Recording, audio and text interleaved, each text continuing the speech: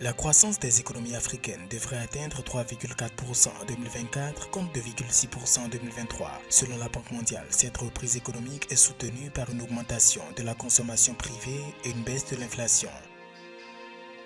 Le Bénin a affermi sa croissance économique de 6,4% en 2023. Selon l'Institut national de la statistique et de la démographie, cette performance a été obtenue après 6,2%, 6,5% et 6,3% respectivement au premier, deuxième et troisième trimestre 2023. Au Togo, le taux d'intérêt légal pour l'année civile 2024 est fixé à 5,0336%. La décision a été rendue publique le mardi 9 avril 2024 par le biais d'un décret pris en Conseil des ministres.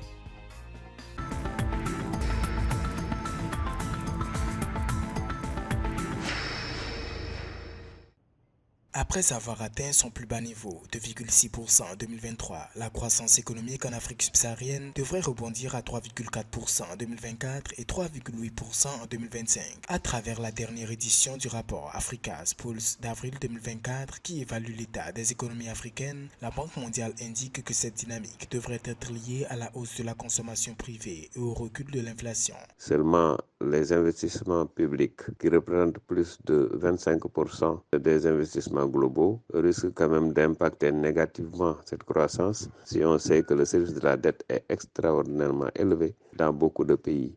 En dépit des prévisions d'accélération de la croissance, la reprise reste cependant fragile du fait des incertitudes liées à la conjoncture économique mondiale, à la dette et à l'intensification des conflits. L'inflation dans la région subsaharienne devrait passer de 7,1% en 2023 à 5,1% en 2024 et à 5% en 2025-2026, diminuant dans environ 80% des pays africains par rapport à 2023. Il faudra aussi noter que malgré cette légère augmentation de la croissance économique qui est malheureusement extravertie, les pays africains très souvent ne voient pas un réinvestissement de ces bénéfices de la croissance et donc l'impact est extrêmement faible sur le plan de la pauvreté. Selon la Banque mondiale, le rythme de l'expansion économique régionale reste inférieur au taux de croissance enregistré dans la décennie précédente, 2000 à 2014, indicateur insuffisant selon l'institution pour avoir un effet significatif sur la réduction de la pauvreté.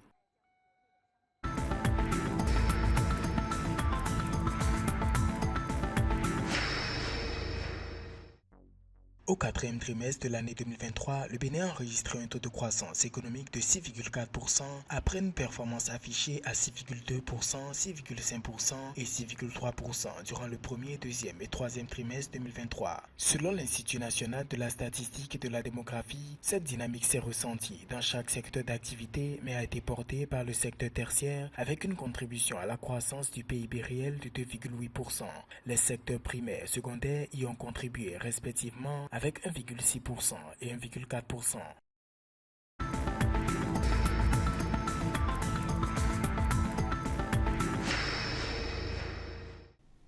Pour l'année 2024, le taux d'intérêt légal au Togo est fixé à 5,0336%, une décision prise à l'issue du Conseil des ministres du 9 avril 2024 faisant l'objet d'un décret rendu à cet effet par l'exécutif. La valeur légale ainsi fixée marque une hausse de plus de 81 points de base par rapport à l'année dernière où le taux était fixé à 4,2205%. Pour rappel, le taux d'intérêt légal est utilisé pour calculer les intérêts de retard dans divers domaines tels que les transactions commerciales, les paiements de pensions alimentaires, les retards de paiement de factures ou encore dans les litiges commerciaux ou civils.